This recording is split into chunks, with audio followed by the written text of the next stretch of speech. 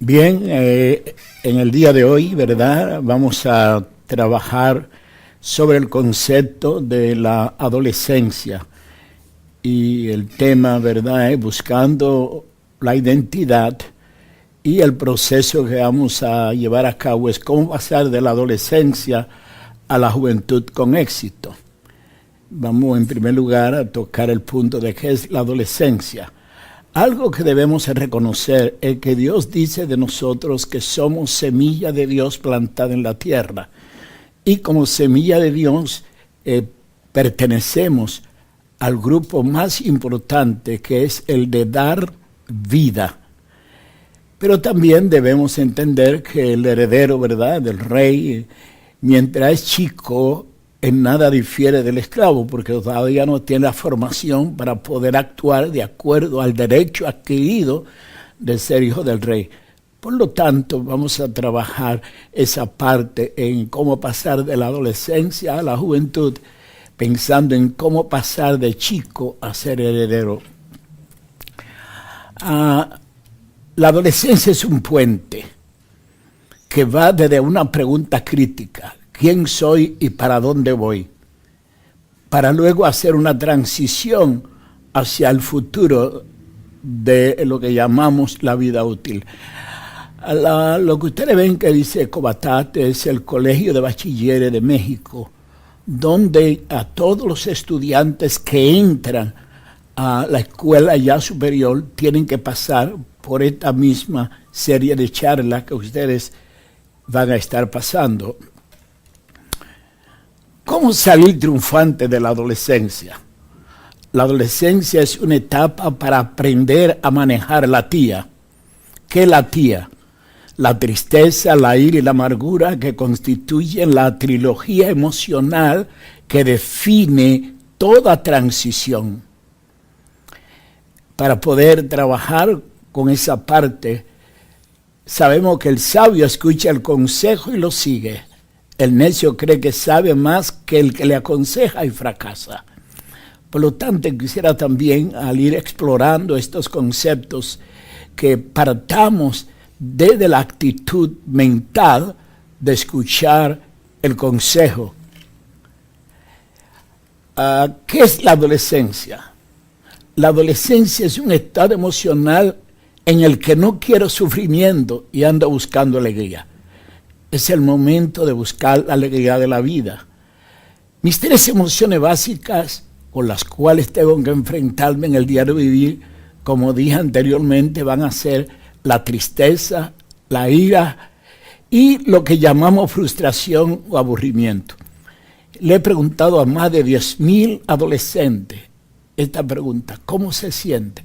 Y todos me responden: aburrido. O sea que la palabra que es común denominador en todas las emociones de un adolescente se llama aburrimiento. ¿Cómo vencer esa parte para poder usar todo el potencial de mi vida? Porque si hay algo que hace la frustración y el aburrimiento, es que quita la voluntad de la acción y pasa de la acción productiva a lo que llamamos entretenimiento, que no es más que la búsqueda otra vez de la alegría en mi etapa de juventud. Si bien es común en la adolescencia el arrojo, el deseo de probarse, el querer sentirse bien, no es menos cierto que a veces los impulsos de violencia y de otros estados anímicos, como la tristeza, el rencor, son producto de las heridas emocionales que veremos más tarde que nosotros mismos nos infligimos. Algo bien interesante es que fuimos diseñados para ser personas con capacidad de tener ansiedad para poder hacer cosas, sin la cual es imposible que podamos ser productivos. Pero cómo manejarla va a ser el punto clave. En esa transición, ¿verdad?, que es algo así como un semáforo que se torna a veces rojo y me detengo, a veces amarillo para que tome cuidado y a veces ya verde para seguir. La adolescencia es la etapa en la cual estoy en la transición de ya siento que mis padres no me comprenden, no me escuchan, no me dejan juntarme con quien quiero. que no me dejan usar lo que quiero, reunirme y andar con quien quiero. Realmente estoy en un momento emocional en que a veces me siento vacío. Los puntos críticos de entender la adolescencia es que adolescencia en realidad significa adolecer. En mi etapa de adolescencia reconozco que adolezco de los 3 elementos importantes para confrontar la vida. Adolezco de experiencia. De la vida no sabe ni se estudia en universidades. La vida se estudia a través de las experiencias.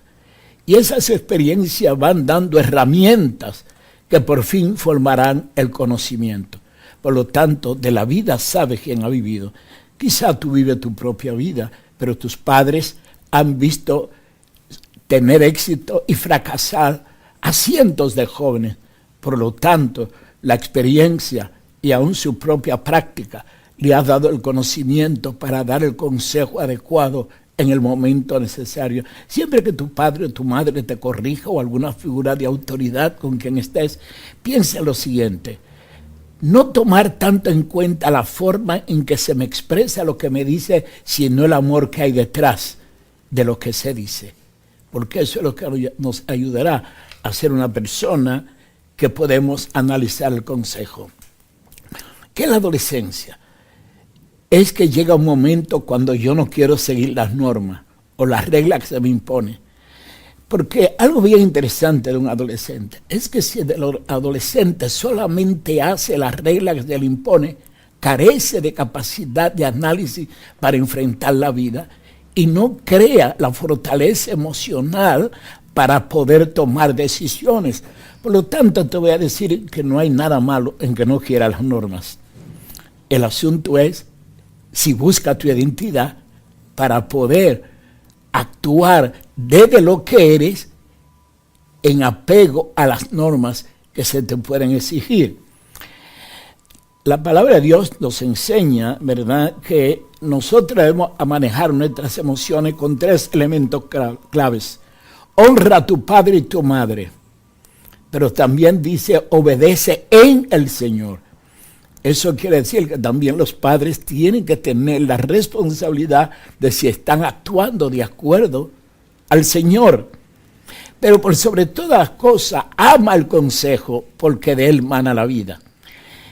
En la adolescencia y cuando vamos a la escuela, nosotros aprendemos la parte cognitiva, la parte emocional que se forma con las reacciones de la vida diaria. Pero hay algo que nosotros no hemos aprendido todavía, es cuál es nuestra identidad. El ser humano tiene 3, lo que llamamos nosotros, 3 síntomas que definen sus emociones y si sabemos de ella, vamos a tomar un buen curso. Por ejemplo, vamos a suponer la fiebre. La fiebre, por mala que sea, es el síntoma de que hubo un agente externo que impactó nuestra parte biológica y produce una temperatura en nosotros. Vaya, tengo una enfermedad, me pica un mosquito o algo por el estilo. Ahora, si yo no tuviese la fiebre, moriría. Así que la fiebre, por mala que sea, es una señal de salud. La otra es el dolor. El dolor significa que hay algo dentro de mí que necesita sanarse. Si yo tengo una enfermedad, un tumor o algo, ¿verdad?, que no se manifiesta en inflamación y en dolor, yo puedo morir. Pero la verdad, que hay algo bien interesante. Las emociones son exactamente hechas para eso. Las emociones son estímulo que recibimos de lo exterior y no podemos procesar adecuadamente y se convierten en ira, y en la ira, ¿sabes qué? Nos sentimos bien calientes. Si usted se toca cuando tiene ira, está caliente. Los puertorriqueños tienen una expresión que dice, estoy enfogonado, tengo como un fogón por dentro. En el caso del dolor, el dolor es algo bien interesante. El dolor produce una inquietud terrible, un malestar, ¿verdad? Y así mismo son las emociones. Cuando nosotros no hemos aprendido a manejar el estímulo exterior, entonces tenemos el problema que sentimos, ese dolor que llevamos por dentro. En síntesis, las emociones fueron hechas para aprender a cómo procesar estímulo externo. Y lo que sentimos o sentimientos son para ayudarnos a crecer. Y yo quisiera que tomara estas dos palabras porque vamos a trabajar bastante sobre ellas. Emoción es una reacción normal ante un estímulo externo. Sentimiento es la elaboración que hacemos con ese estímulo para responder más tarde. Y ahí es donde debemos cuidar. La adolescencia es la etapa en la cual estoy en la transición de unas relaciones de dependencia emocional en el hogar a buscar otra forma de relaciones emocionales, no tan solo con mi familia, sino de otra persona que me provean el cariño, el afecto, más allá de los de mi padre. Y si por alguna razón no ha habido una relación bien fuerte, puede ser que a veces las amistades tomen el papel emocional de tus padres y tú seas guiado o condicionado por la reacción, las proposiciones y la conducta de ese compañero o esa compañera que tú acabas de utilizar como el sustituto emocional de tus padres. Las tareas críticas del adolescente para alcanzar el éxito de la vida son cómo alcanzar mi independencia emocional con responsabilidad sentimental. ¿Qué quiere decir eso? Yo soy responsable de mis emociones, pero yo elaboro mis sentimientos para reaccionar correctamente a ellas. De no hacerlo, caigo en la trampa de lo que se llama rebeldía. Yo tengo que aprender de mis emociones.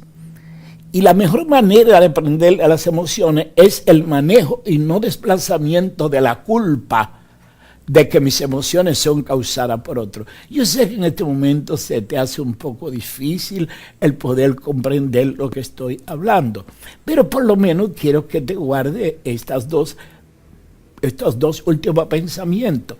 Yo soy responsable de aprender de mis emociones. Y aprender de mis emociones es como manejar efectivamente la culpa. Yo sé que en la adolescencia yo quiero tener independencia de criterio, pero aquí entra una palabra clave, con capacidad de negociar en las relaciones de autoridad y afecto. Cuando yo quiero ser independiente de criterio, sin la capacidad de poder negociar en las relaciones de autoridad y afecto, yo traslado entonces mi sentimiento a la culpa. Y la culpa entonces me pone en el conflicto con esas personas de autoridad y afecto, como lo son mis padres, mis maestros y otras personas allegadas. Por lo tanto, el objetivo que voy a colocar ahora, después de este razonamiento, es la comprensión de mi identidad, con el fin de procesar estímulos que condicionan mi vida para la tristeza, la ira y la amargura, y que facilitan en mí la depresión, la violencia, la adicción y también el fracaso escolar. Porque tenemos que estar bien seguros de comprender que los estados de ánimo intervienen en los procesos cognitivos del aprendizaje. Así que mientras mejor es mi estado de ánimo, mi mente está más clara para aprender, para procesar. Hay algo que yo le digo a los estudiantes muchas veces, y algunos de ustedes quizá también lo dicen, es que yo no puedo aprender porque ese maestro me cae mal. Mira, cada vez que yo lo veo, yo no quisiera entrar a este salón de clase. ¿Qué está diciendo? Que está culpando al maestro de tus reacciones emocionales que bloquean tu proceso cognitivo, que te impide tener la libertad de escuchar, de procesar indistintamente, como dice el maestro. Porque escucha la palabra que dice, a mí no me cae bien. Entonces el problema no es del maestro. El problema viene de cómo tú representas en tu mente a ese maestro, a lo mejor se te parece a alguien que tú no quieres, a lo mejor se parece a tu padre con quien quizás puedas tener un conflicto. Y entonces llega a la escuela y ya está condicionado o condicionada. Si tú conoces tu identidad, no eres el gatito que ve un león. No, tú eres el león que está en el espejo. En otras palabras, hay algo de ti que debes saber. Fuiste creado para ser un triunfador. Debe entonces entender la dimensión de cuando la gente habla de identidad. Hay lo que se llama identidad biológica que define al ser humano y da identidad sexual, o sea, me define de la especie y me da la identidad de hombre o mujer. Hay dos impulsos naturales e instintivos que guían el funcionamiento de un organismo: existir y marcar el territorio o la parte íntima que permite funcionar con seguridad.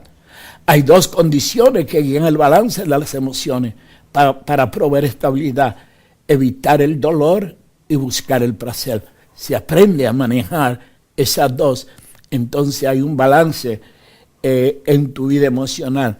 Hay lo que se llama la identidad social. Esta está ligada a las relaciones afectivas y a tener aceptación o ser aceptado por los demás. Se inicia en la familia, en donde las relaciones forman o deforman las emociones. El otro tipo de identidad es la identidad cultural. En la primera está definiendo tu especie, tu sexo. En la segunda está definiendo tu apellido, tu familia. En esta tercera tú estás definiendo tu nacionalidad. Tiene que ver con la nacionalidad, el lugar donde se crece, la adaptación a los valores de la cultura donde se vive. Pero es necesario adaptarse sin destruir la identidad, ya que de otra manera se pasa a formar parte de la subcultura o contracultura que deterioran las reglas de convivencia. Algo que está pasando ahora mismo es la homologación cultural del adolescente. Usan la misma moda, la misma ropa, las mismas canciones, y a través de las redes están tomando los mismos valores transnacionales, alejados cada vez más de su propia cultura del hogar o la propia cultura de su nacionalidad. Como sé que va a tener oportunidad de leer esto, yo voy a tocar lo que es importante y después ustedes con calma, ¿verdad?, lo escuchan, leen las transparencias que les serán impresas. Pero hay una identidad que es la que yo me quiero concentrar. Es la identidad del ser. Es lo que realmente soy. Pues se reconoce la identidad espiritual que trasciende lo biológico, lo de relaciones y cultural, y es donde inicia el desarrollo interior que conduce a la imagen y semejanza de Dios. No se puede volver atrás. La única vía que se tiene es la que queda por vivir. Así que todo el que me está escuchando, usted acaba de nacer. Porque ahí es donde surge la necesidad de reconciliar o reconectar al hombre consigo mismo en la identidad perdida y los valores que la definen para eliminar la codependencia afectiva y normativa para tener la capacidad de fijar el conocimiento interior. Déjame decirte qué quiero decir ahí. Cuando tú descubres tu identidad, tú comienzas a funcionar desde tu interior y las normas que se te exigen son armonizadas con lo que eres, por lo tanto no se te hacen un conflicto. Y es cómo trabajar esa identidad del ser, la parte para mí importante.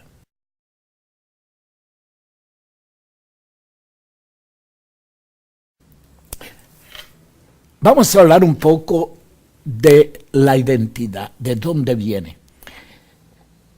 Psiquiatra, psicólogo, educadores no pueden rehuir a este principio.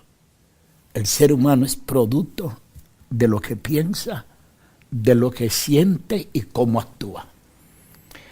¿Sabía usted que esa teoría de conducta humana de lo que es el ser humano es precisamente lo que está en la Biblia? Que ninguna ciencia puede desmentir.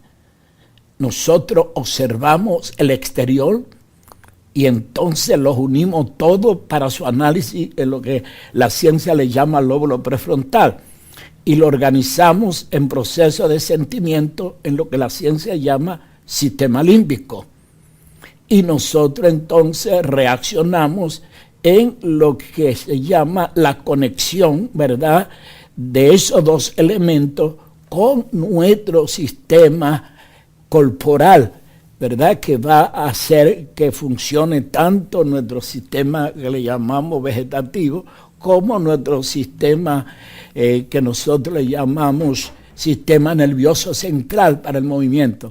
Pero no lo quiero complicar, lo que quiero es que usted esté bien consciente que la teoría de funcionamiento humano nace en cómo Dios diseña ese ser humano.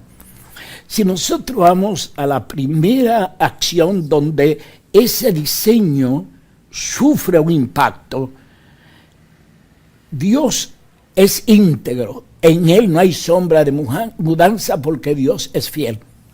Y oigan bien, si usted busca en cualquier libro, usted va a encontrar que la integridad es la forma en cómo el ser humano evalúa en su pensamiento lo que nosotros llamamos conducta negativa o positiva.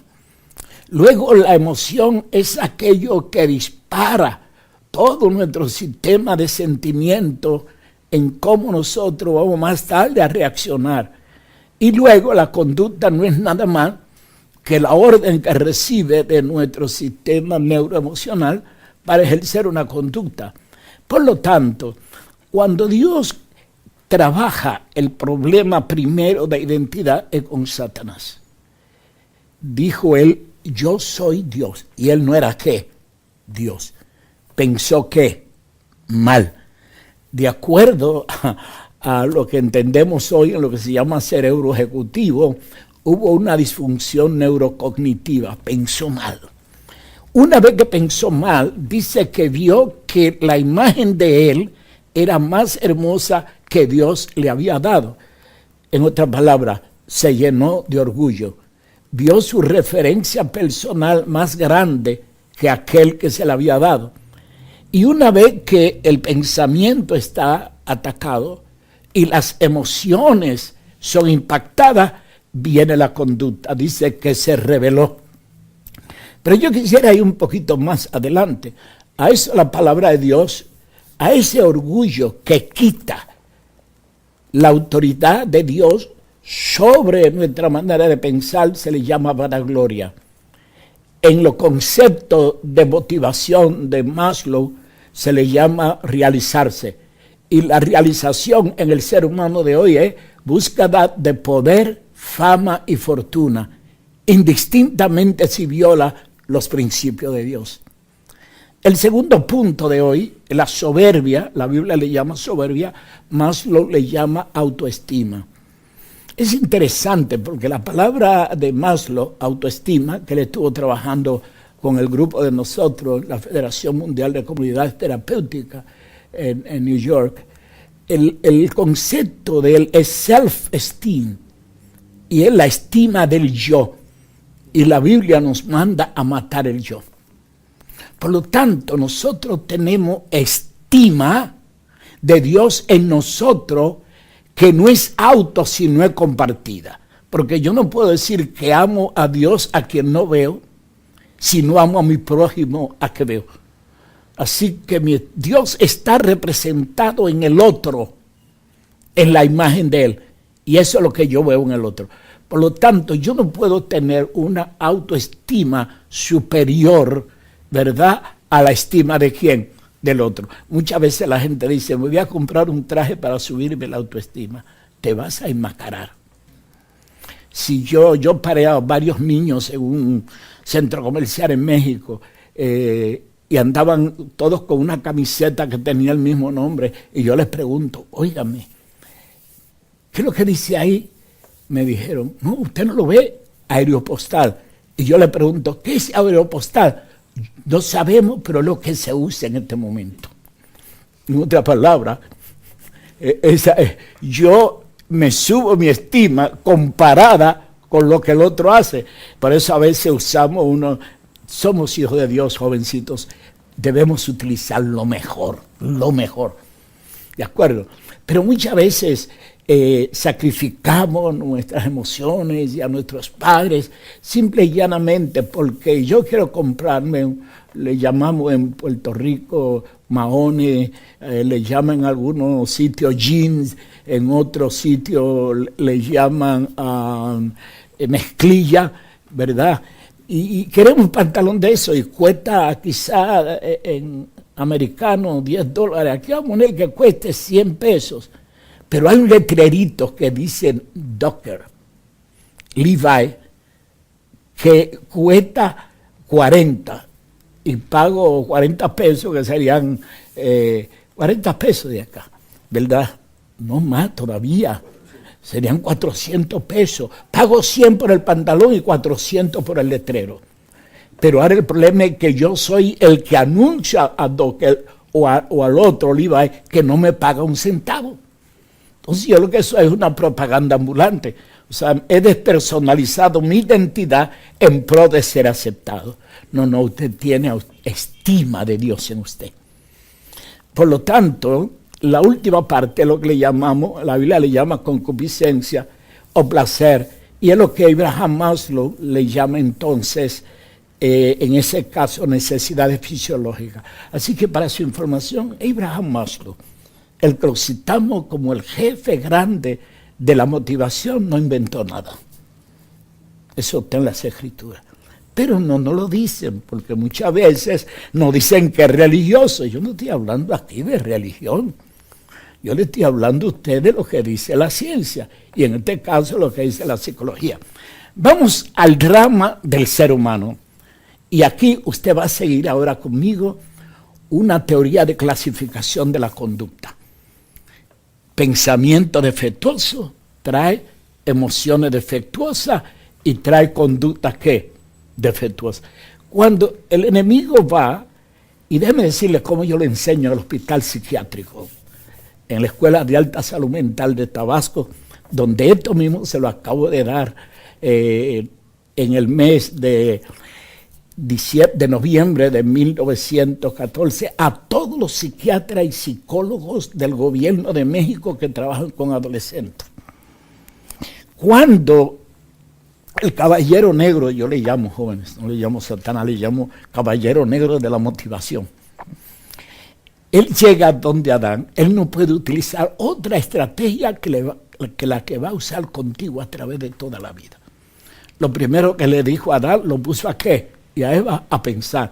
Le dijo, seréis como ¿qué? Como dioses. Violó la integridad. Y luego dice que ellos vieron que era agradable. Nació una emoción ¿qué? Estética.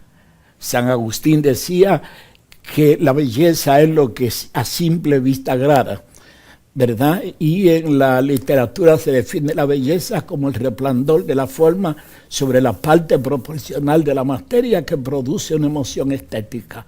Pues ahora ellos habían visto ese árbol cantidad de veces, ¿verdad? Pero ahora lo ven como ¿qué? Agradable, pensamiento distorsionado, emoción ¿qué? Distorsionado. Pero aparece la tercera palabra clave. ¿Cuál es? Codiciable. La codicia es la elaboración de un sentimiento después de una emoción para alcanzar el objeto que se desea.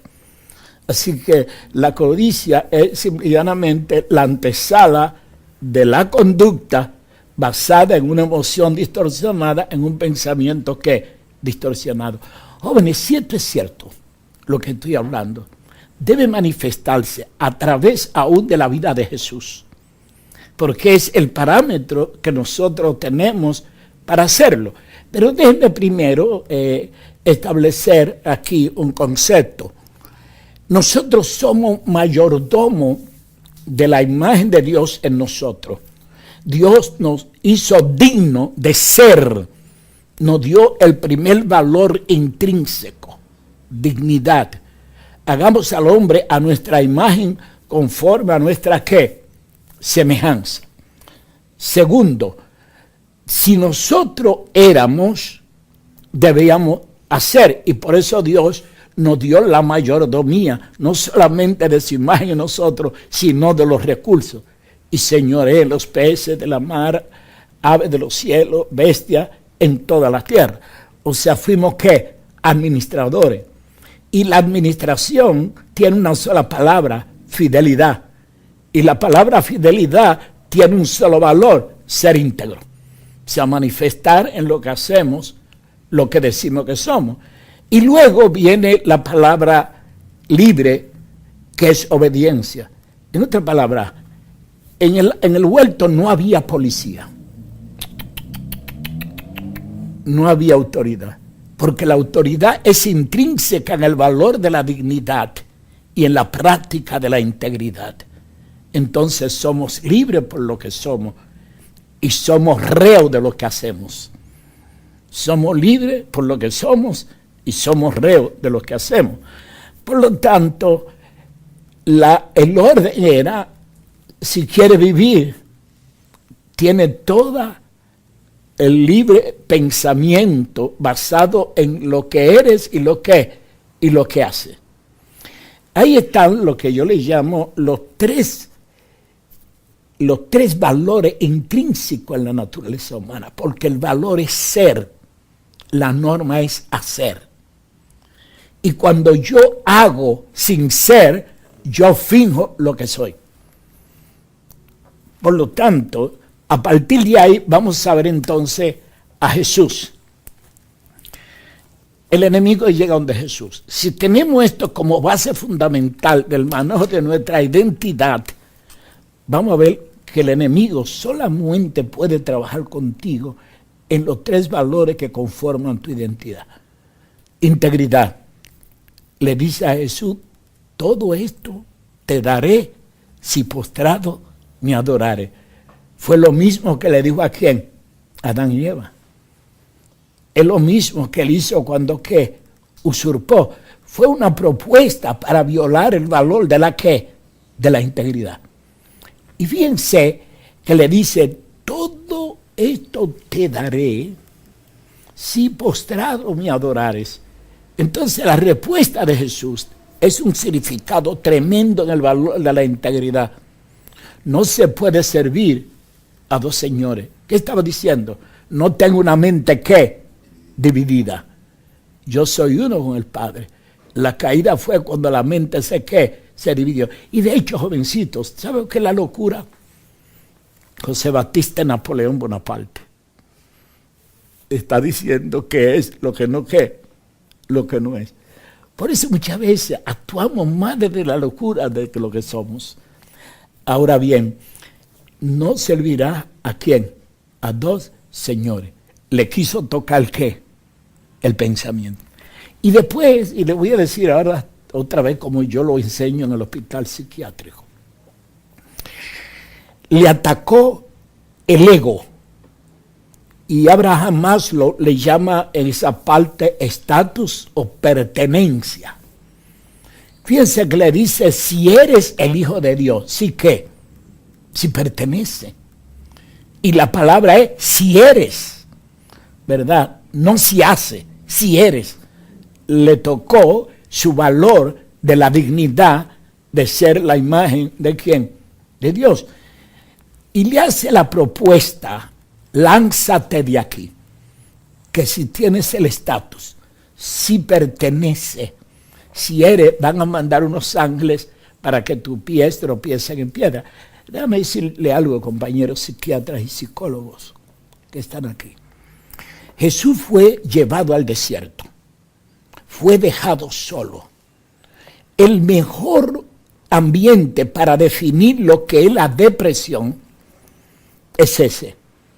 La depresión es como un desierto donde el ser humano no recibe de afuera ningún estímulo que lo acepte como un encanto. Todo lo ve negativo. Ve que nadie lo quiere, ve que nadie lo aprecia y por eso va viajando a la depresión. En segundo lugar, la depresión se caracteriza por un estado de soledad en el cual usted se siente totalmente solo como en un desierto. En tercer lugar, la depresión es un estado de contraste emocional como un desierto. En el desierto por la noche hace un frío que entumece los huesos y luego al otro día hace un sol que te quema la piel. Y esa variable de estado emocional es exactamente lo que llamamos depresión. Y por último, la depresión va avanzando hacia un sentido de muerte, como en el desierto. Hay la serpiente, hay los alacranes. Tú no tienes dónde esconderte. Todo el que está en depresión piensa que se va a morir. Y termina en lo que es el suicidio. Cuando el enemigo mandó a Jesús a tirarse, lo mandó a suicidarse. Y Jesús estaba solo. Pero escuchen la respuesta interesante. No tentará al Señor tu Dios. En otra palabra, ¿por qué yo voy a probar el amor si yo soy el fruto del amor de Él? Y sabemos que la depresión, cuando no es por razones químico-biológicas, que también puede ser alterada por la falta de amor, la depresión se llega por la ausencia de amor en la vida. Por lo tanto, yo no estoy hablando de unos valores religiosos. Toda persona a quien ustedes dan un antidepresivo es porque ha habido una desestabilización en su sistema de serotonina, y después yo le voy a explicar, joven, lo que eso significa, pero es la sustancia que controla el estado anímico de alegría de usted, junto con otra. Por lo tanto, el amor sana, el amor cura, y eso fue lo que el Señor quiso decir. Luego viene una teoría, a ver, compañeros psiquiatras y psicólogos, ustedes utilizan mucho aquí lo que nosotros llamamos proceso cognitivo-conductual para la modificación de conducta, ¿verdad? Y se usa mucho la depresión. Pero vamos a ver lo que hizo el enemigo con eso. ¿Sabe que fue más avanzado? Porque ustedes usan los conceptos de Watson, de Palop, de estímulo, respuesta y pensamiento. Satanás fue más lejos, usó un concepto nuevo que ahora le llamamos Moreover, se llama, jóvenes, M-O-R-O-U-E-R, que es lo que está usando la radio, la televisión, que te dan estímulos sublimales, no condicionados para condicionarte. Por ejemplo, cuando yo era muchacho nos ponían a nosotros un caballero fumando un cigarro de Marlboro en un caballo grande, con un sombrero grande, con un gesto impetuoso, y como todos los jóvenes somos arriesgados, ese era un estímulo indirecto para llevarnos a fumar. Ahora bien, fíjense que Satanás no le dijo a Jesús, come pan. Era demasiado directo. Él utilizó lo que él era, otra vez, el valor de ser libre. Lo mismo que pasó con Adán y Eva. ¿Y qué le dice él? Haz que esa piedra se convierta en pan. Eso tenía 40 días sin comer. De acuerdo al concepto de psicología conductista, lo más natural fuera que tuviera hambre. Pero escucha lo que dijo Jesús. No es que el pan es malo, no es que no se coma pan, pero es que no solo del pan vivirá el hombre, sino con toda palabra que sale de la boca de Dios. Aquí voy ahora. Todos los días, desde que te levantas hasta que te acuestas, va a tener que trabajar con esos 3 valores y esas 3 propuestas motivacionales. Para decirte algo, vuelvo y te lo comparo con el modelo de Maslow a la izquierda. Realizarse es miedo a no ser alguien, y ya nosotros somos. Estatus, pertenencia, es miedo a no ser tomado en cuenta, y ya nosotros hemos sido aceptados en el amado, dice la palabra. Y disfrutar sin control es miedo a no existir. Queremos disfrutarlo todo sin importarnos no existir. Y es por eso que es más fácil, y yo oro a Dios por todos ustedes, de que en un fin de semana un anciano de 100 años viva y no un joven adolescente de 13 a 15 años en cualquier ciudad de Latinoamérica. Déjame volver a puntualizar. Tú tienes 3 valores Y todos los días el enemigo va a venir donde ti a ponerte, lograr algo fuera del valor de la integridad. Va a llegar a hacerte aceptar algo fuera del amor tuyo propio para hacerte una propuesta. Y viene también a ofertarte algo de satisfacción fuera de la libertad que tiene. Acuérdate, tu identidad es biológica, tu identidad es social, tu identidad es cultural, pero tu identidad es espiritual. La identidad tuya está constituida por 3 valores: dignidad, integridad y libertad. Y todos los días de tu vida, esos 3 valores van a ser probados a través de lo que logre, de lo que sienta y de lo que desee.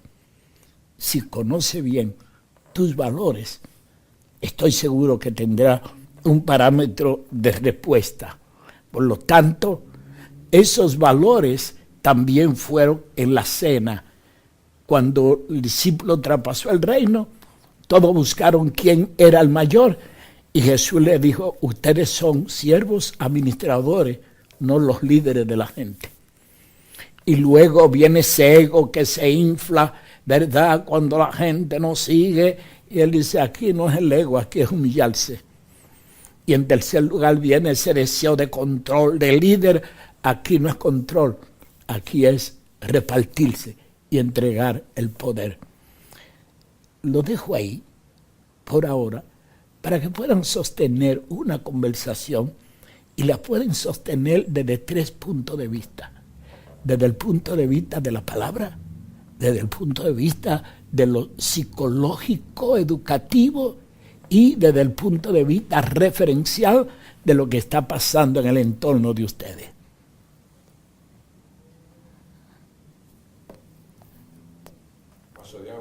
Un vasito.